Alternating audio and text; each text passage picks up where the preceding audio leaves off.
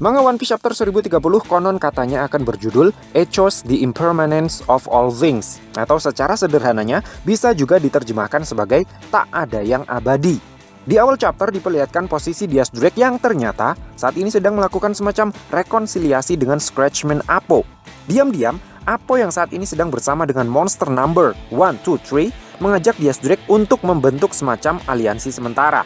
Sepertinya Apo sudah memutuskan untuk keluar dari aliansinya Kaido, dan dia ingin membentuk aliansi sendiri dengan Diaz Drake yang tidak memihak aliansinya Kaido ataupun aliansinya Luffy. Sebuah aliansi yang netral. Nah, saat ini pertempuran di Pulau Onigashima masih belum berakhir. Pulau yang menjadi markas besar Yonko Kaido tersebut juga masih belum ditinggalkan oleh para penduduknya. Namun siapa sangka, hantu-hantu korban perang Wano sudah mulai bergentayangan. Sepasang kaki tanpa tubuh bagian atas tampak berlari menuruni tangga yang menghubungkan antara lantai 2 kastil dengan lantai 1 kastil Onigashima.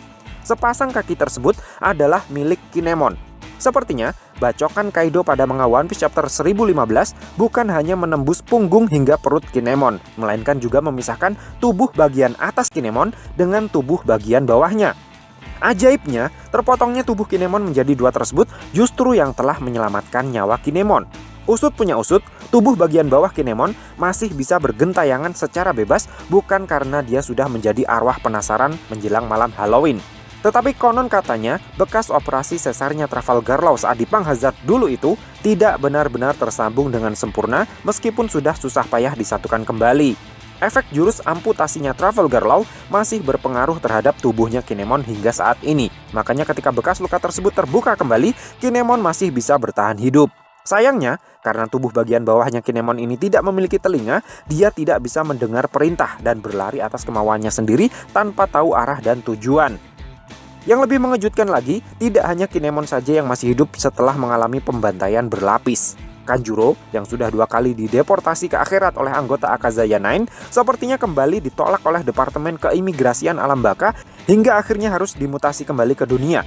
Semesan maut yang dilayangkan oleh Kinemon pada manga One Piece chapter 1015 ternyata masih belum memenuhi syarat untuk Kanjuro bisa diterima di alam baka.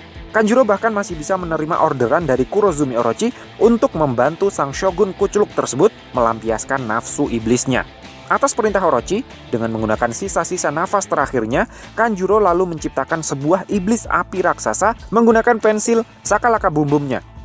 Iblis api raksasa ciptaannya Kanjuro ini konon katanya mampu membakar habis apapun yang dia lewati dan bahkan juga bisa menjebol dinding beton. Kurozumi Orochi berencana mengirim iblis api tersebut ke gudang senjata agar seluruh bahan peledak yang ada di sana terbakar dan meledak menghancurkan seluruh Pulau Onigashima hingga berkeping-keping. Kurozumi Orochi sendiri memilih untuk bersembunyi di suatu tempat yang aman di dalam kastil. Nah, adegan kemudian berpindah ke tempat Trafalgar Law dan Eustace Kid yang saat ini sedang bertarung mati-matian menghadapi Big Mom. Kid bertanya kepada Trafalgar Law, apakah kekuatan buah iblisnya sudah awaken? Law kemudian menjawab, ya. Kekuatan buah iblis milik Trafalgar Law dan Eustace Kid sepertinya sudah mencapai awakening bahkan sebelum perang Wano dimulai. Namun mereka tidak bisa seenaknya menggunakan kekuatan ultimate buah iblis mereka tersebut karena itu akan menguras banyak sekali energi. Law bahkan bilang, sekali dia menggunakan kekuatan awakening-nya, dia sudah tidak akan bisa bertarung lagi untuk sementara waktu. Sehingga dia baru akan menggunakannya jika benar-benar sudah tidak ada pilihan lain lagi. Law kemudian menggunakan 2 teknik baru untuk menyerang Big Mom. Dengan menggunakan sebuah teknik yang disebut dengan Chrome, Trafalgar Law bisa menyerang Big Mom langsung ke organ dalamnya. Akibat serangan medisnya ini, Big Mom sampai terlihat muntah darah. Sementara satu teknik lagi yang berjudul Anesthesia juga Trafalgar Law gunakan untuk menyerang Big Mom. Namun informasi yang saya dapatkan masih belum menjelaskan damage macam apa yang ditimbulkannya.